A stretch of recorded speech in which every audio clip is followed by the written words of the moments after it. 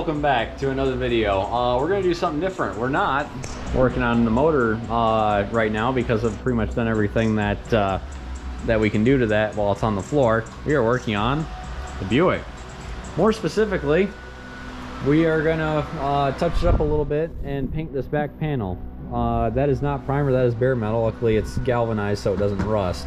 But I found this at our local hardware store. It is called, what's it called? Shutter Red. I mean, if you look, it's kind of close. It's still better than bare metal, so hopefully it's an improvement when it's done. So let's I've had the fan blowing on it because, as you can see out there, for those who know, this is not the weather to be painted in. Humidity is skyrocketed, and that'll mess with your paint. So, and originally the car was actually rained on, so I had the fan blowing on it, so it's all dry now. The fans kept it cool and pretty dry, so hopefully it's a good surface to stick on. And then once the paint's on and tacked up, I'll have the fan blowing on it so it stays dry and doesn't get damp. So if everything goes to plan, it should be going good. But first we need to scuff this up, so let's go grab the sandpaper. So I'm using 320 grit because it's what we had lying around. I got it to clean up the bridge for the rocker arms on the motor there. So like I said, it's what we had. You wouldn't really need something like aggressive, but you don't want something like really smooth either. You just need something that'll scuff up the surface. And honestly, if you hit it with either a self-etching primer, or most paints have primer in them and they'll stick to it, but just want to make sure I did this right. So just gonna scuff this up a bit, make sure it's a nice clean surface. Get rid of some of the paint that's left.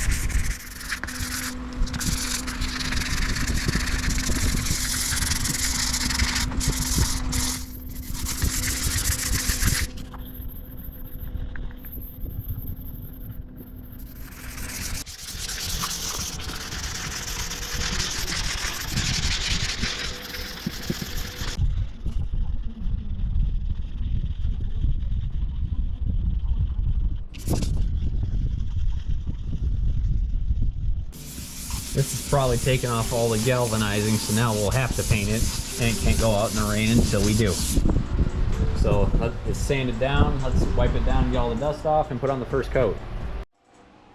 So I actually missed a spot, or missed a step in my little explanation, and it's a very important thing, a very important step. It's masking. So let's mask this up.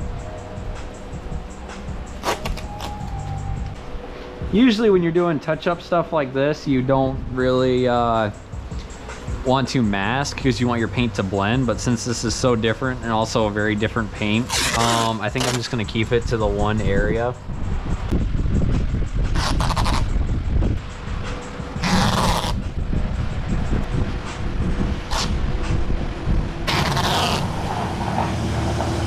And there's Steve, back from Snowver days.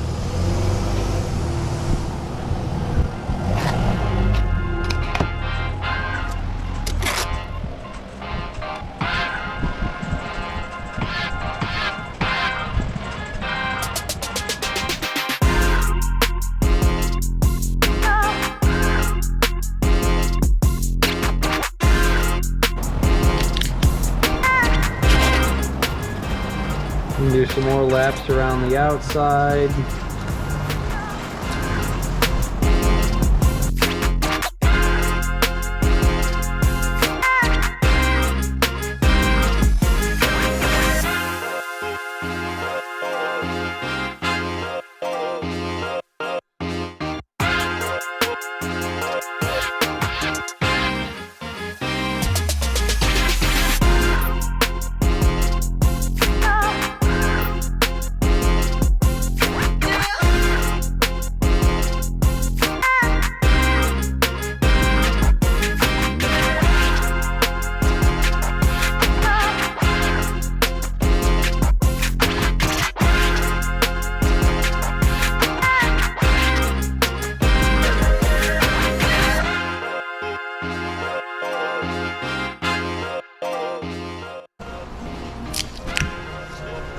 I'm gonna hit it with one more lap, just so I got that extra area. I don't want to overspray.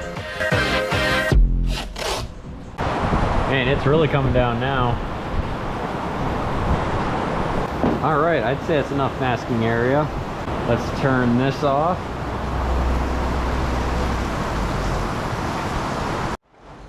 Give our can a good shake up.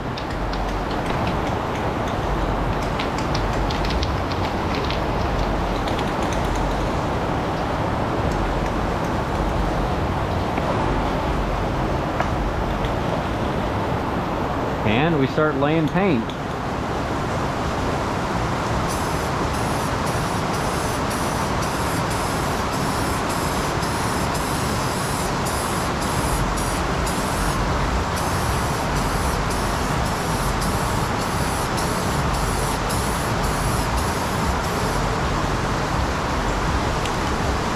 Hang on, I think I need to make constant coats.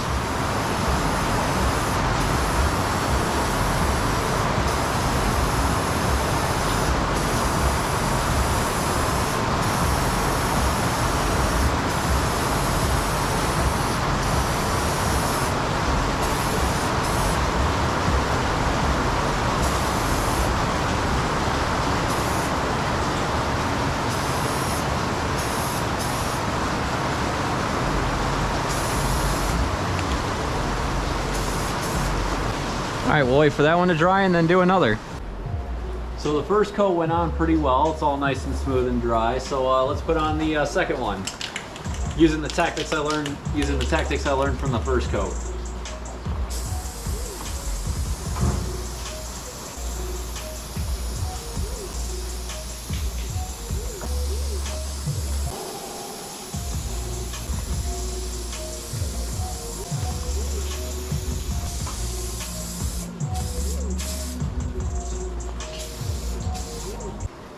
All right, hopefully this one dries out pretty well. So this is looking really good. It's already starting to become like one color, not so splotchy. But I think I'm gonna do one last coat and make it rather thick so then it gets rid of these like kind of stripes you get to see that you see in here. So let's lay it on.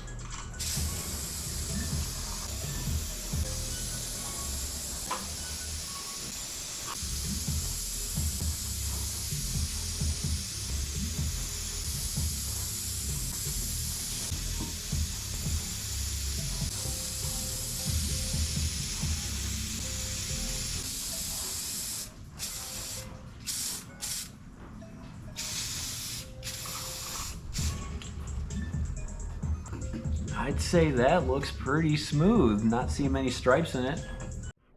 So if we look here under Steve's amazing LED shop lights, I don't know what the camera's doing. I don't think it likes the light. More orange peel than the produce section at Walmart, but I mean, you can kind of see it reflects really well. I think if I really felt like it, I could stand this out and use automotive clear and it would look really good.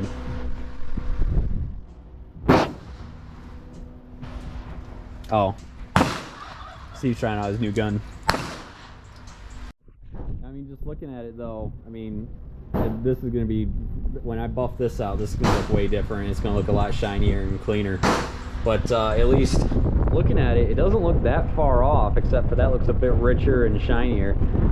I wonder what it'll look like when the masking tape is off and we get a right next to each other comparison. Well, like I said, it's not gonna be an exact match. I never intended for it to be. I just wanted to get painted something so it wasn't bare metal, so it looks a bit better from far away. So can't wait to do the unveiling when we pull the masking tape off. All right, so the paint's mostly dried, like it doesn't leave much when I touch the edge here, so I don't think we gotta worry about it getting affect much. It's so silky smooth. So let's pull up the masking tape.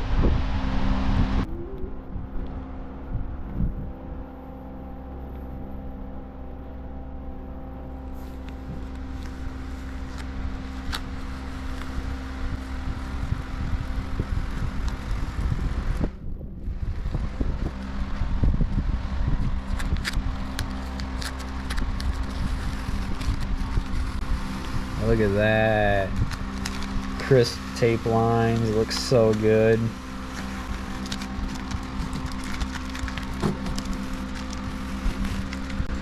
Beautiful.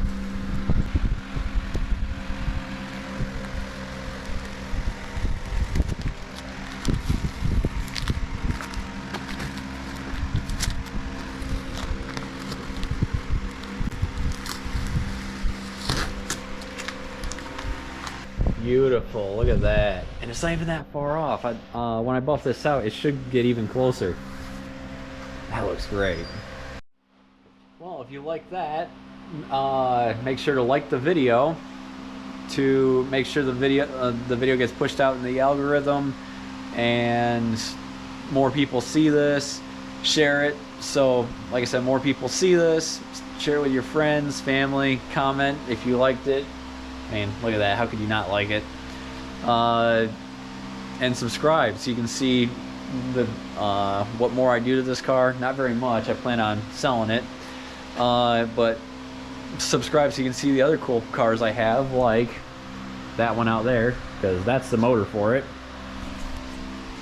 Check out the playlist that I make for this car so you can see when I pick it up, how I get it running.